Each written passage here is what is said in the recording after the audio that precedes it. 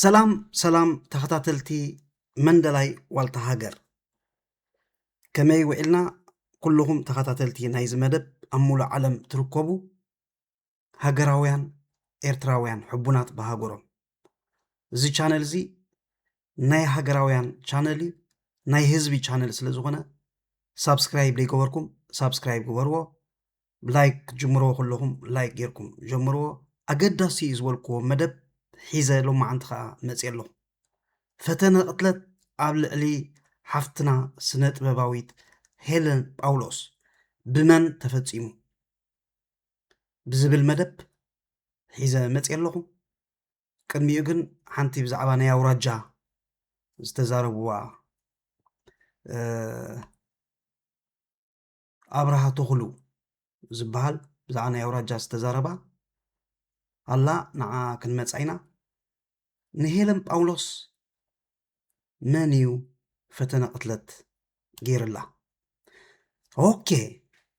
እዚኦም ትርእይዎም ዘለኹም ፀላእቲ ናይ ህዝቢ ኤርትራ እዮም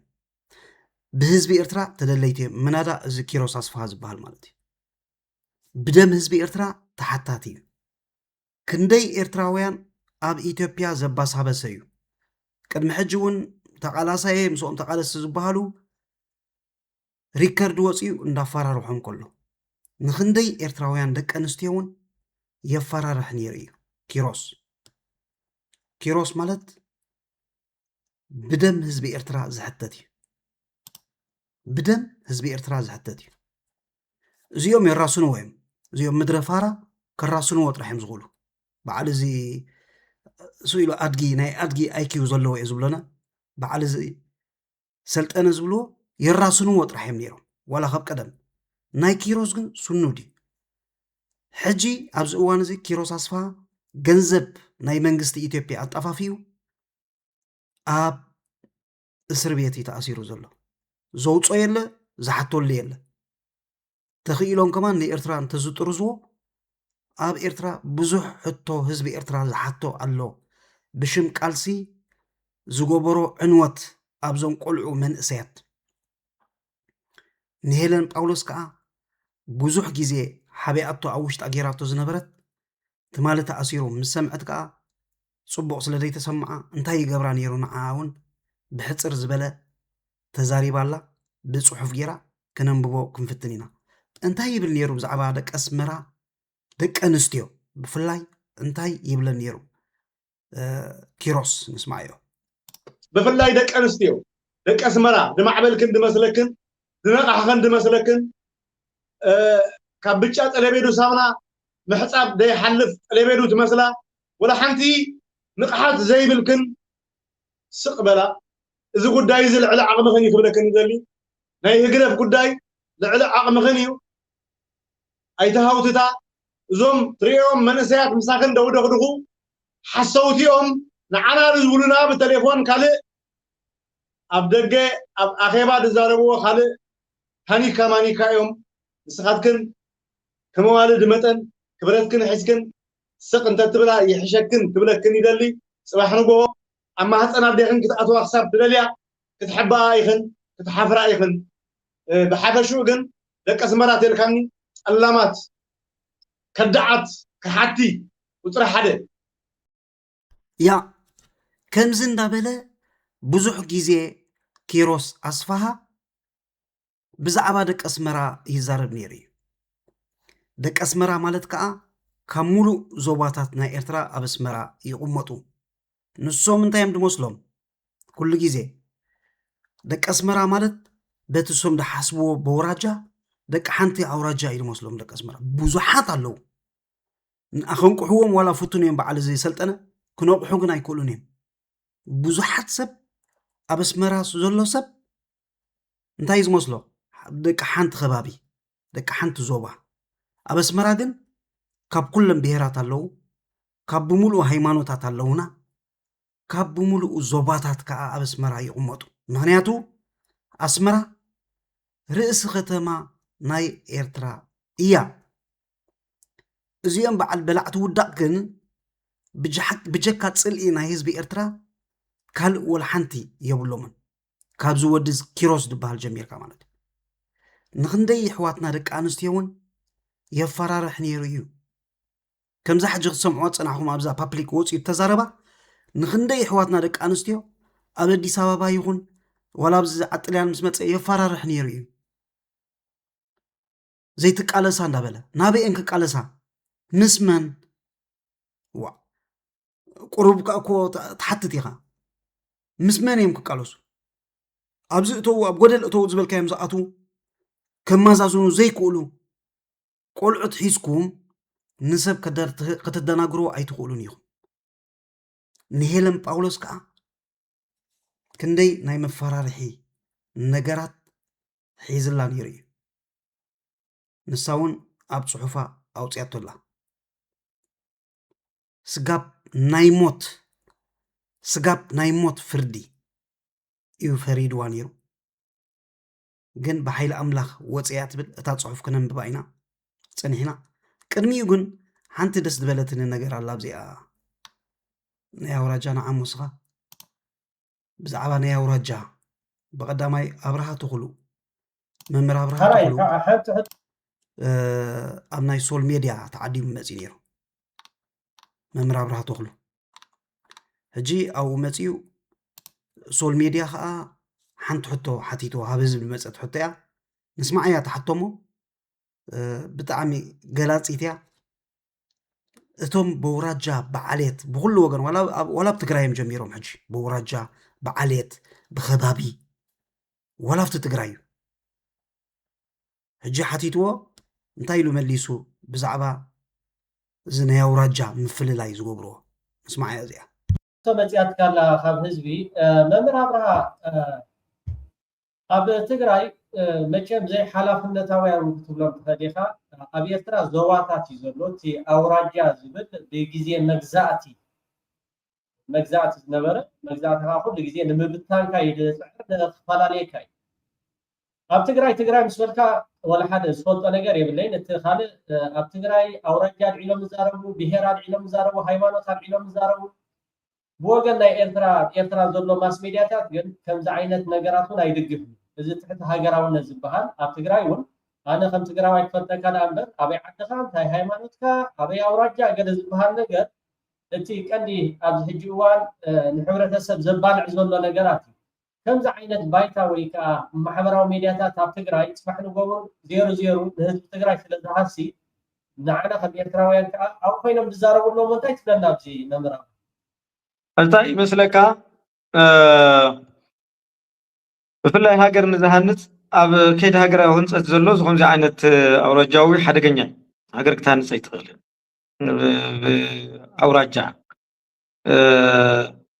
ኣውራጃ ናብ ኣውራጃ ክትወርድ ከለኻ መሳርሒ ናይ ፀቢብ ረብሓታት ኢኻ ትኸውን መወዳእታ እውን ይብሉ ሰራይልካ ሰውጦጦ ኣይትብልን ናብ ስድራ ዓልየት ክትወርድ ኢኻ ስለዚ እዚ ፖለቲካ እዚ ብተፈጥሩ ኢቮሉሽኑ ዘይወደ ትሪባል ፖለቲክስ እዩ ኣብ ሓደ ንዓቕመ ብሄር ናሽናሊዝም ዘይበፅሐ ከርእዮ ዝኽእል ፖለቲካዊ ምንቅስቃስ እዩ ከባቢያውነት ኣውራጃውነት ብፖለቲካል ስፒኪንግ ማለት እዩ ያ መምህር ኣብርሃ ተኽሉ ዕድመን ጥዕናን ይሃብካ ትግራዋይ ሓውና እዩ ኣብ ናይ ሶል ሜድያ መፅኡ ተዓዲሙ ይሰምዖ ነይረ ብጣዕሚ ሰላም ዝደሊ ትግራዋይ ለባም መስተውዓሊ ብጣዕሚ በቃ ኣብ ትግራይ ከምዚ ዓይነት ምሁራት እንድሕር ኣለዉ ኩሉ ምስቶም ኤርትራውያን ዘለዉ ምሁራት ተሰማሚዖም ትግራይን ኤርትራን ከምደይ ትድፈር ክገብርዋ ይኽእሉ እዮም በውራጃ ምፍልላይ ሃገር ክትሃንፅ ኣይትኽእልኒ ኢኻ ኢልዋ እዚኣ እታ ኪ ፖይንት በቃ እንድሕር በውራጃ በቃ በይ ኣውራጃ ካበይ ዓድኻ ንሕና ኢና እንድሕር ኤርትራ መንግስቲ ገልቢጥና ንሕና ኢና ስልጣን ንመፅእ ንሕና ንበዝሕ ንሕና እንድሕር ትብል ኮንካ ወላ ሓደ ለውጢ ከተምፅእ ኣይትኽእልኒ ኢኻ ሃገር እውን ክትሃንፅ ኣይትኽእልኒ ኢኻ ብኸመይ ዳ እዩ ሃገር ዝህነፅ ብሓድነት እዩ ኣብ ሓደ ሰጢምካ ዘለካ ፍልሊ ኣፅቢብካ ብሙሉእኻ ንሃገርካ ዘድልያ እንድሕር ኢንሚን ተባሂልካ እዩ እቲ ሃገር ትህነፅ ጎዲሉ ዘሎ ይምላእ እንዳተመላለእኻ እዩ أبزنا هنا جن أبزنا بفلا يزوم تقاوم تزلهم أبدن بعنكلي زلهم جن ولا توم هفتمات ولا توم كابيتال زلكم ما بعر رواندا أبز أفريقيا تات إيهم جذبكم أوافركم زلهم أبي إرتراق توفري أيتدلينهم سلام أنت أيتبل كامسي منجستي إرتراينا أمنونينا دكا هجى كمان أب تويتر ريانيرا يمانا جبر مسكال منستر إنفورميشن نايزينا شرطة أداليوم الله شرطة أداليوم الله ناب كوفر أب إرترا أو في رومسي ترجعات تسرح حلو تحت قرصي شرطة يلومسي أداليوم الله سمعني را تا فيديو أبقرب أي رخباني حج بتخوين بتجن أداليوم الله مالتي أبز شرطة وان توافرو أتوم هفتمات تبهلو أتوم سب كابيتال زلكم نهاجركم ما يتفرحوه نزي تفلتوا هاجر كمان ريسك أتيهم جنزبكم انداو فوركم نهاجركم زي توفور له مغنيات يلن أما كلاتنا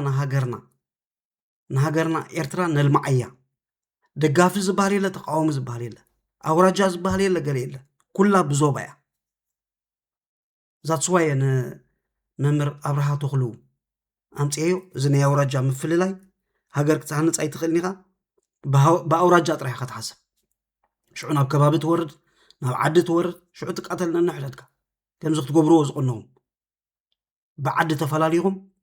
نحد سبت دقفو نحد تشوفو كمو هاجر أي سرحنيو كم غير كبوليتيكا كمان يلا سلازي أدمنت أننا نهاب كمنبر أبرها تخلو ولا بزنا يتصم دون هزبتات إرتران تقراين حابيرهم نزموصهم صلاي كمكوتو كله زدلي ملواق نقدديو كل نجار توم أبدوات زلوا بسلام كنوبرو كفتم حدا دسرح زلوا أدمنت أنني هابكا ممر أبرها تخلو مالتي صبوا بمقتصال ወደ ስመራ ኣብ ከምዚ የለን زاني عنتوي كنملساينا عنتوي ناي هيلن باولوس أم أتوي إلوكم نيره هيلن باولوس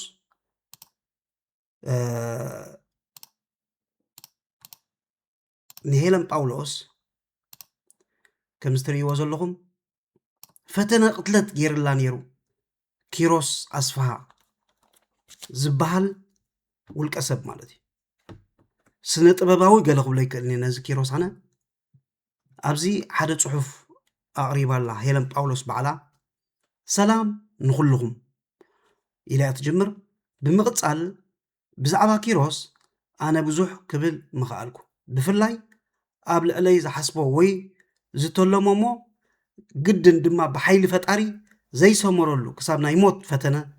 قتلت إيو حسيب اللينيو كساب نايموت زيوم أي محرون يوم نبلوكم كم زينا كساب نايموت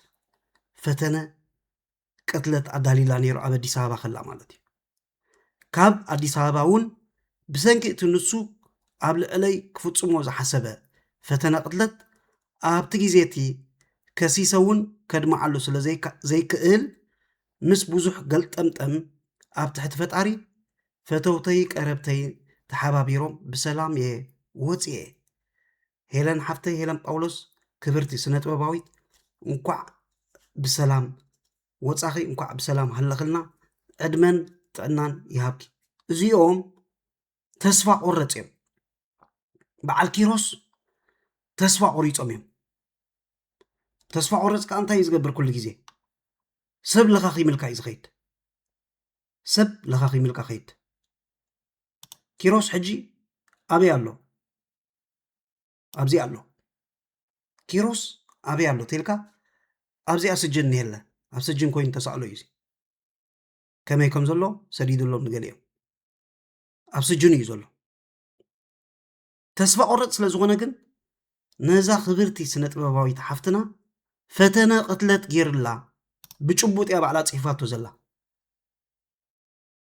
صباح نغو بحقي كحتت مخانو كفلط الله ንኤርትራውያን እንዳፈራርሓኸ ብኣፉ እውን ክብሎ ፀኒሑ እዩ ተጠንቀቃ ዶ ኣብ ሪኤክን እየ እንዳበለ ማለት እዩ ብዙሕ ግዜ ከዓ ኣብ ኣዲስ ኣበባ ክንደይ ሰብ የፈራርሕ ነይሩ እዩ ቀፂላ ሄለን እንታይ እያ ትብል ኤርትራዊት ሃገራዊት ብምዃነይ ጥራሕ ንሕማቕ ተበጊሱ ግን ኣይሰለጦን መዓልትን ግዜን ኣሎ ኩሉ ብሕጊ ተሰንዩ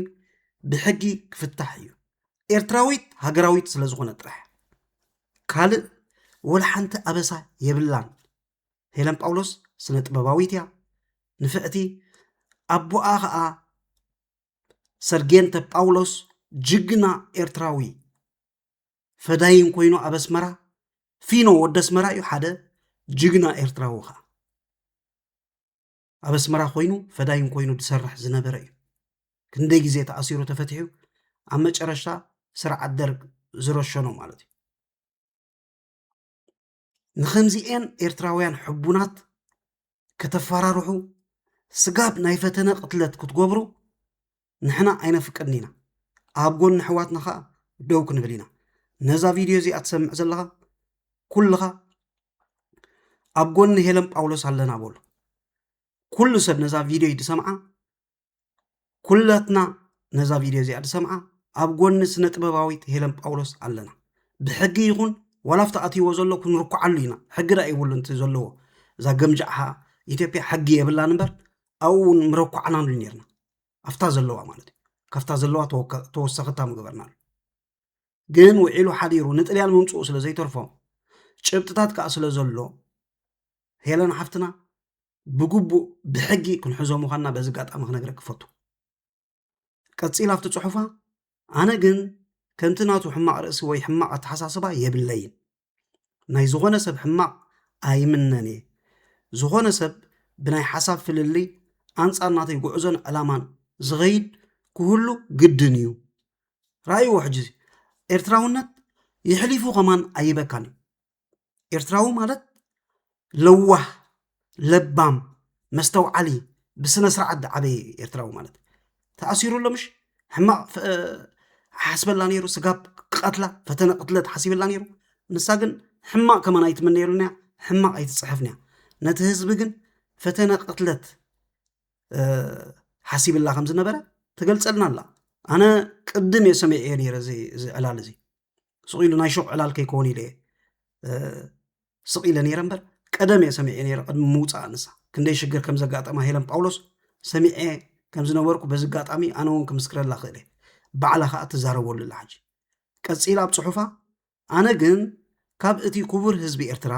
ስለ ዝተወለድኩ ክቡር ህዝበይ ዝማሃረኒ መንገዲ ሰላምን ፍቅርን ሓድነትን ምክብባብን ክምህሮ እየ ባህ ዝብለኒ ናይ ዝኾነ ሰብ ሕማቕ ኣይምነን እየ ነዛ ነብሰይ ዝሓስኩላ ስለ ዘይብለይ ብዘይብኡ እውን ዝኾነ ሰብ ምዃኑ ጥራይ ክብሪ ከም ዝግብኦ እየ ዝኣምን መን እዩ ከምዚ ገይሩ እሞ ሞት ዝሓስብ ካሉስ መን እዩ ከምዚ ገይሩ ፅቡቕ ፖዚቲቭ ጥራሕ ድዛረብ ሓበሻናስ ንፈልጦም ኢና ኖ እንታይ ይገብሩ ብምቕፃል እቲ ፅሑፍ ይቕፅል እዩ ምቅፅል ኢና ንእሽተይ ኩላ ክንሪኣ ስለ ዘለና ኣብዚ ኣላታ ፅሕፍቲ ኦኬ እታ ፅሕፍቲ ትቕፅል እንድያ እንተ መፅያትለይ ክስታይ ክንገብራ ኢና ኦኬ ነየለት እታ ፅሕፍቲ ትቕፅል እያ እቲ ሕማቕ ዝሓስብ ብሓይሊ ፈጣሪ ናይ ኢዱ ዝረክብ እታ ንዓይ ኩሉ ዝሓስባ ኣብ ነፍሱ ተገንጢላ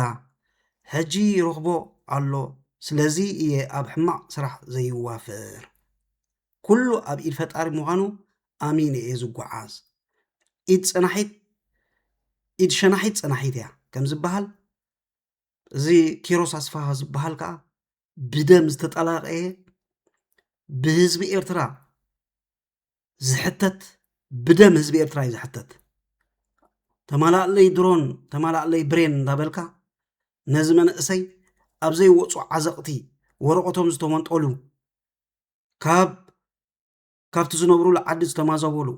قدام حدر زغبروم أبدأ خم زدقوس زغبروم كساب موت زبصحوم تحتتي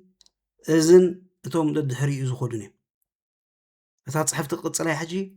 ብዙሓት መንእሰያት ካብዚ ኪሮስ ዝበሃል ሰብ ክመሃሩን ክጥንቀቑን እየ ዝደሊ ኣብዚ ስደት ኮይኖም ክፋቐሩ ክከባበሩ ንሰላምን ንፍቕርን ክዝምሩ ዓበይቲ ክቡራት ኤርትራዊት ሽታ ኤርትራዊ ስነ ምግባር ኩንን እየ ዝደሊ ነዚአ ድማ ዝሰርሕ ኢላ ኩሉ ኣብ ገጊዚኡ እቲ ሓቂ እንዳተጋህደ ይመጽ ኣሎ ስለዚ ኣብ መንገዲ ጸጋም ጽናሕኩም ካብዚ ትዕዘብዎ ዘለኹም ከይመሃሩ ሰባት ኢኹም እሞ ከማኹም ሰባት ክትኽብሩ ንባዕልኹም ልምድኹምን ክትምስሉ ንሃገርኩምን ህዝብኹምን ዘኹርዕ ስራሕ ክሰርሑ እየ ዝምነ ክፉእ ንርእሱ ጽቡቕ ንርእሱ እዩ እቲ ዝኸፍአ ኣብ ሕስድና ተንኰል ቅንኢ ዝዋፈር እዩ ኣብዚ ከምዚ ዝወድቕ ሰብ ከምዚ ናይ ኪሮስ እዩ መጨረሽትኡ ዝወድቕ ማለት እዩ ህዝብኻ ይርሓቕ ኩሉ ሰብ ፎ ይብለካ ድሓር ነብስኻ ትጸልእ ስለዚ ብዛዕባ ኪሮስ ክዛረብ ኢለ ኣይኮንኩን መጽአ መንእሰይ ሃገር ክነቅሕ ሓቂ ክግላህ ኢለ እየ እሞ ሓደራኻ መንእሰይ ነዚ ግዜን ነዞም ሕማቃት ሰባትን ልቢ ኢልካ ኣስተብህለሎም ኣነ ከምኡ ኣይኮንኩን ሕጂ እውን መዋጽኦ ይፍጠረሉ ሰላም ንኹሉ ሓፍትኹም ሄለን ጳውሎስ እየ የቐኒየለ ኢላ ሄሉ ዘረባ ደምዲማ ማለት እዩ ጽሑፋ እዚ ኩሉ ዘጋጠማ ሽግር ኣብ ውሽጣ ጌራቶ እያ ጸኒሓ ምክንያቱ ውዒሉ ሓዲሩ ኤርትራዊ ሓዋ እዩ ንሶም ግን ከምኡ ሓስቡ ድዮም በዓል እዚ እዚኦምሲ ምናዳዞም ክልተስ ይሓስቡ ዶ ንኤርትራዊ ተረኺቦሞ ክሓርድዎ ይጸልኡን እዮም ምክንያቱ ብተንዲኖን ብኻራን ብጎዞሞን እዮም ንኤርትራዊ ኣብዚ ዲያስፖራ ዘጓይዎ ነይሮም ሄለን ጳውሎስ ከዓ ክብርቲ ስነ ጥበባዊት ሄለን ጳውሎስ ጅግና ጓል ጅግና ኤርትራዊት ሕብንቲ እያ ኣብ ጎና ከዓ ክንከውን ኢና ኪሮስ ጽልኢ ስለ ዘለዎ ኣብ ደቀ ኣስመራ ኣብ እንታይ ዝበሃለ ኣይመፁን ኣብ ናተይ ኮንሰርት ኣይመፁን ኢሉ ብለይም ዝገብሮም እንደቀ ኣስመራ ብዙሕ ግዜ ነኺሰሎም ኣለኹ እዩ ዝብል ኣሎ ቪድዮታት ከነምፀ ንኽእል ኢና ኣብዚ ንእሽተይ ከስማዓኩም እየ ብድሕሪኡ ግን እታ ናይ ኣቦ ሄለን ሰርጌንተ ጳውሎስ ጅግና ኤርትራዊ ተጋዳላይ ንእሽተይ ታሪክ ህይወት ቁንጭላ ቢለ ከስማዓኩም እየ መወዳእታ ኩላትና ከዓ ኣብ ጎኒ ሓፍትና ሄለን ጳውሎስ ክንከውን ኢና ሕጊ ብሕጊ ከዓ ክትሓዝ ኣለዎ ህይወት ሰብ ንክሕልፍ ፈተነ ቅትለት እንድሕር ገይሩ ብሕጊ ክንሕዞ ኢና ይሓፍረሉ ከዓ ብዘይ መጠን ይሓፍረሉ ማለት እዩ እሞ ሚሳኤል እንዲህ ተሰዲዱ ኣስመራ እንታይ እሞ ሚሳኤል ኣስመራ እኮ ኣብ ኤርትራ እያ ዘላ እምበር ኤርትራ ኣብ ኣስመራ ኣይኮነትን ዘላ ኤርትራ ንክትድሕን ሕፃ ትኾን ኣስመራ እንታይ ሽግር ኣለዎ ያ ኤርትራ ክትድሕንሲ ሕፃ ትኾን ኣስመራ ከምዚ ዓይነት ኣተሓሳስባ ዘለዎም በዓል ኪሮስ ከመይ ገይሮም እዮም ደድሕሪኦም ዝኸዱ ዝገርም እዩ ዋላ ኣብዚ ኮመንት ሪኦ ኪሮሰይ እዮም ዝብለው ኣብቲ መጀመርታ ክታልሎም ከሎ ማለት እዩ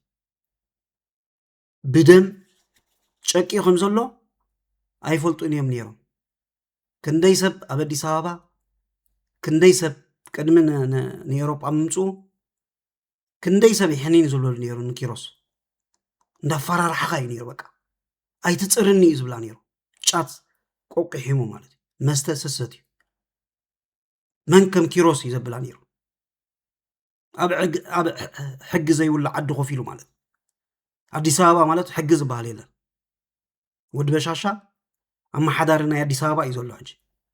ሙሉእ ኢትዮጵያ ከማን ቋፃፀሮ ይክእልኒ ኣመሓዳሪ ናይ ኣዲስ ኣበባ እዩ ነታ ኣዲስ ኣበባ ከማን ፅቡቅ ገይሩ ቋፃፀራ ይክእልኒ ብስርቅን ብቅትለትን ከም ድሌትካ ብጫት እንዳ መስተ እንዳ ሽርሙጥና ኩሉ ኣበይ ኣሎ ተይልካ ኣብ ኣዲስ ኣበባ እዩ ዘሎ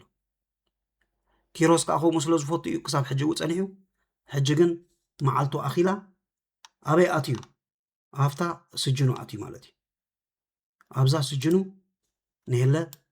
ኣይተ ኪሮስ እንኳ ሓጎሰካ ኣብኡ ንዓኻስ ኣብ ኣዳ ተን ገንዘብ ከይመለስካየን ኣብ ኣዳ ፅናሕ ሕጊ ከመይ ምዃና ክትፈልጣ ክትክእል ኣለካ ስለዚ ደቂ ኤረይ ኣብ መወዳእታ ኩላትና ኣብ ጎኒ ሄለን ጳውሎስ ሓፍትና ሄለን ጳውሎስ ኣብ ጎኒ ሄለን ጳውሎስ ኩሉ ሰብ ክኸውን ክኽእል ኣለዎ ሄሉ ሓፍተይ ዕድመን ጥዕናን ይሃብኪ ክብርቲ ስነ ጥበባዊት ሄለን ጳውሎስ ዕድመን ጥዕናን ይሃብኪ እንዳበልኩ ናይ ኣቦኣ ሰርጌንቲ ጳውሎስ ሓፂር ታሪክ ህይወት ንእሽተይ ከስማዓኩም ክፍትነ ካብኡ መደብና ክንዓፁ ኢና ነዚ መደብ ትከታተልዎ ዘለኹም ላይክ ገበሩ ሼር ሳብስክራይብ እንዳገበርና ሓደሽቲ ዝኾንኩም ሳብስክራይብ እንዳገበርና ንዕብያ እዛ ሚድያ ከምዚ እንዳገበርኩ ኻነ ከቃልዖም ክፍትነ ማለት እዩ ሕጂ ናብታ ቀሪብያ ዘለኹ ንኺድ በኣ ክንዓፁ ኢና ጳውሎስ ተኽሉ ካብ ኣቦኡ ተኽሉ ሓጎስን ካብ ኣዲኡ ወይዘሮ ኣብርህት ተስፋይን ኣብ 1954 ኣብ ኣስመራ ጸጸራት ተወሊዱ ዕድሚኡን ትምህርቲ ምስ ኣኸለ መባእታይን ማእከላይን ኣብ ቤት ትምህርቲ ሓድነት ተማሂሩ ካልኣይ ደረጃ ድማ ክሳብ 12 ክፍሊ ኣብ ቤት ትምህርቲ ቀዳማዊ ሃይለ ስላሴ ማለት እዚ ጅግና ኣቦና ኣቦ ክብርቲ ስነ ጥበባዊት ሄለን ጳውሎስ እዩ ብፅሞና ንስማዕያ እዚኣ ታሪክ ህይወቱ ንእሽተይ ቆንጭሎ ከስማዓኩም እየ ኣብ ኣስመራ ወላ ሓደ ጅግና የለን እዩ ዝብል ኪሮስ ድድሕሪኡ ዘይከዱ ክንደይ ጀጋኑ ከም ዝፈረዩ ኣብ ኣስመራ ደቂ ኣስመራስ ክንደይ ጀጋኑ ከም ዝነበሩ ፈዳይን ኮይኖም ተጋደልቲ ኮይኖም ክሳብ ሕጂ እውን ሃገር ዝመርሑ ደቂ ኣስመራ ስለ ዘለውና ስኽፍ ኣይበልካ ኪሮስ በዛ ዘለኸያ ኣብቲ ዘለኸያ ክትፀንሕ ትዕርፍ ከማ ካብ መስተ ካብ ገለ ስለዚ በዚኣ ክንዓፁ ኢና መደብና ደቂ ኤረይ ክሳብ ኣብ ካልእ መደብ ንራኸብ ብሩኽ መዓልቲ ቃሃዝ ናይ ሎሚ ድማ ቀይሕ ባሕሪ ተማሂሩ ኣቦኡ ኣቦይ ተኽሉ ኣባል ድጓና ስለ ዝነበሩ እቲ ሓላፊኦም ኣዝዩ ይፈትዎም ስለ ዝነበረን እንታይ ክገብረልካ በሎም እሞ ንሶም ድማ ወደይንዶ ኣባል ድጓና ክኸውን ቁፀረለይ ቆልዑ ከተዓብየኒ በልዎ ንቃሎም ከይዕበረ ሕራይ በሎም እሞ ገና ብንእሽትኡ ጳውሎስ ኣባል ድጓና ኮይኑ ተቆፅረ ካብ ንእስነቱ ልዑል ሃገራዊ ፍቅሪ ስለ ዝነበሮ ኣብ 1974 እዩ ናብ ህዝባዊ ግንባር ተሰሊፉ ኣብ ውሽጢ ኣስመራ ኮይኑ ኣዝዩ ሓደገኛ ዕዮ ክዓመም ዝጀመረ ኣብ ቤት ማእሰርቲ ኮይኑ ንኣዝዮም ኣሸገርቲ ዝኾኑ ናይ ደርጊ ላዕለዎት ሰብ መዚ ክሳብ ጀነራል ዝመዓርጎም ኣብ ምቕንፃል ኣብ ዝተፈላለዩ እዋናት ድማ ካብ ቤት ማእሰርቲ እሱራት ኣብ ምውፃእ ልዑል ተራ ዝነበሩ እዩ ጳውሎስ ተኽሉ ኣብ ኣሶሳ ተኣሲሮም ዝነበሩ ምስ ተጋድሎ ሓርነት ይኹን ህዝባዊ ግንባር ዝሰርሑ ዝነበሩ ውድባት እሱራት ጳውሎስ ኣባል ድጓና ወይ ኣባል ወህኒ ቤት ኮይኑ ኣብ ኣሶሳ ስለ ዝተመደበ ካብኡ እሱራት ሃገራውያን ከም ዘውፀ ነቲ ታሪክ ዝፈልጡ ሰባት የዘንቱ ጳውሎስ ዝምድናታቱ ኣዝዩ ረቂቕ ስለ ዝነበሮ ርክብ ምስ ደቂ ሃገር ይኹን ምስ ኢትዮጵያ ተወለድቲ ኣምሓሩን ተጋሩን ብዘይካ ንተራዕላል ዝምልከት ልቡ ሓቢኡ ናይ ልቡ ዝገብር ኩሉ ኣቀራርብኡ ዘበለ ኣዝዩ ጥንቁቕ ምስ ኩሉ ሰብ ሕውስ ኣዝዩ ፍቱው ስለ ዝነበረ ሓለፍቲ ናይቲ ቤት ማእሰርቲ ኣብ ልዕሊኡ ክብ ዝበለ እምነት ነበሮም ኣብ ቤት ማእሰርቲ ሰንበል ኣዝዮም ላዕለዎት ሓለፍቲ ከም ተራ ኣባላት ተጋድሎ ሓርነትን ህዝባዊ ግንባርን ኮይኖም ተሓይሮም ስለ ዝነበሩ እዞም ላዕለዎት ሓለፍቲ ከይተፈልጡ ብቕፅበት ካብ ቤት ማእሰርቲ ክወፁ ስለ ዝነበሮም ሓደ ስርሒት ብቕፅበት ክፍፀም ተወጠነ ብብዝሒ ውድባትን ተጋደልትን ኣብ ቤት ማእሰርቲ ተዳዊኖም ስለ ዝነበሩ ኩሎም ዝወፅሉ መንገዲ ንምንዳይ ነበረት ስርሒት ኣብቲ ግዜቲ ጳውሎስ ተኽሉ ቁልፈኛ ወይ ተሓዝ መፋትሕ ናይ ኩለን ካሜራታት ናይ ሰንበል ስለ ዝነበረ ካብቶም ቀንዲ ሃንደስቲ ናይቲ ስርሒት እዩ ዝነበረ ሓደ ኢትዮጵያዊ መኮነን ማለት ኣምሓራይ ግን ከግድዐና ይኽእል እዩ ዝበልዎ ኣብቲ እዋን ተረኛ ስለ ዝነበረ ንምስላጥ እቲ ስርሒት ዓንቃፊ ከም ዝኸውን ስለ ዝተረድእዎ ናይ ምቕንጻል ስጉምቲ ክውሰዶ ወሰኑ እሞ ኣብ ዕዳጋ ሐሙስ ኣብ ቤት ወይዘሮ ርግበ ስጉምቲ ከም ዝውሰዶ ገበሩ ኣብ ቀጽሪ ትኻንቸሎ ከም ዝቕበር ተገብረ እቲ ስርሒት ዕዉት ኮይኑ እሱራት ብብዝሒ ካብ ሰንበል ወፁ እቶም ኣገደስቲ ላዕለዎት ሓለፍቲ ብሳላት ዝተገብረ ጽፉፍ ስርሒት ካብ ቤት ማሕቡስ ወፂኦም ደሓኑ ጳውሎስ ተኽሉ ዝተፈላለየ ስርሒታት እናፈጸመ ፍጹም ክጥርጥርዎ ኣይከኣሉን ብዝተፈላለየ ጽፍሒ ካብ ቦታ ናብ ቦታ እናተንቀሳቐሰ ኣባል ድጓና ኮይኑ ስርሑ ቀጸለ